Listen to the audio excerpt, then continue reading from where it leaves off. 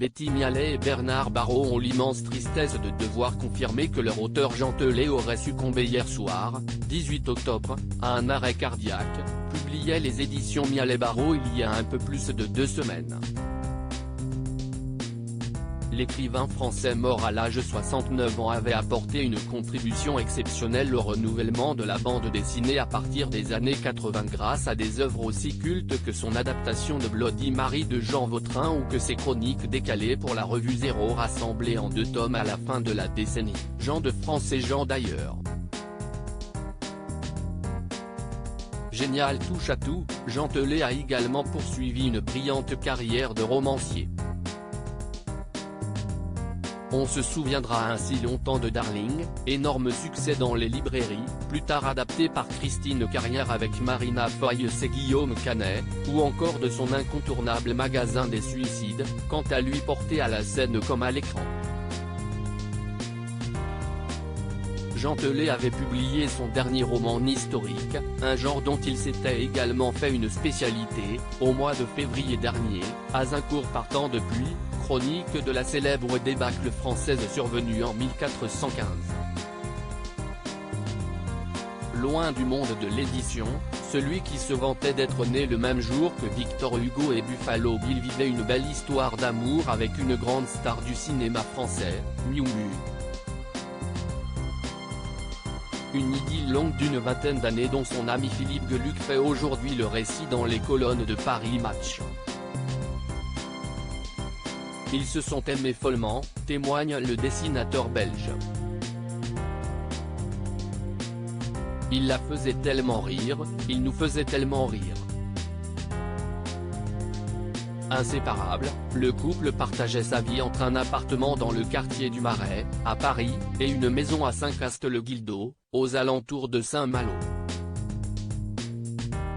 Philippe Geluck poursuit, Jean était un amoureux de la vie, mais aussi un homme discret et pudique.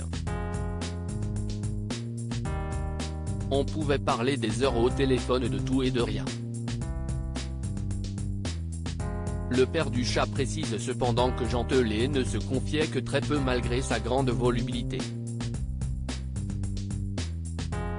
Il avait le succès public mais pas forcément la reconnaissance critique.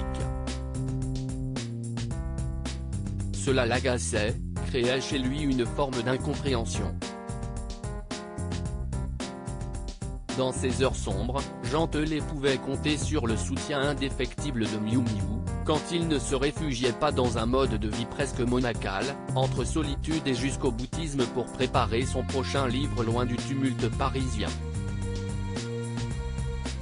Cette faille intime de Jean Telet, je me suis toujours demandé ce qui l'effrayait tant dans le travail des autres, s'interroge Philippe Geluck. Pourquoi ne lisait-il pas les romans de ses contemporains? Peut-être qu'il avait peur de se comparer.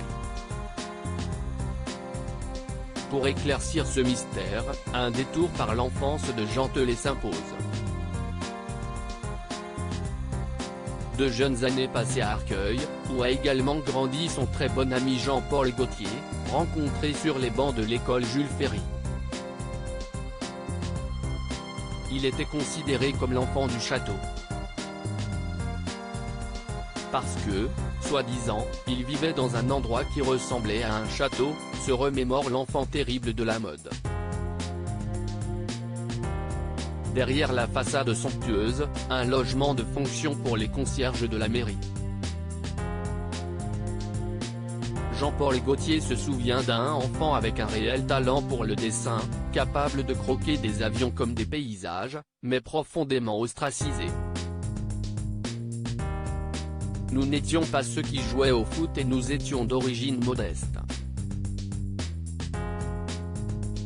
Une blessure intime parmi tant d'autres dans la psyché du compagnon de Miou Miou qui avait également une phobie des enterrements selon Philippe Geluck, au point de ne pas assister à l'hommage rendu à son camarade Cavana à la Sorbonne, en 2019. S'il écrivait des choses parfois terribles dans ses romans, c'était probablement pour conjurer ses propres démons, commente le dessinateur.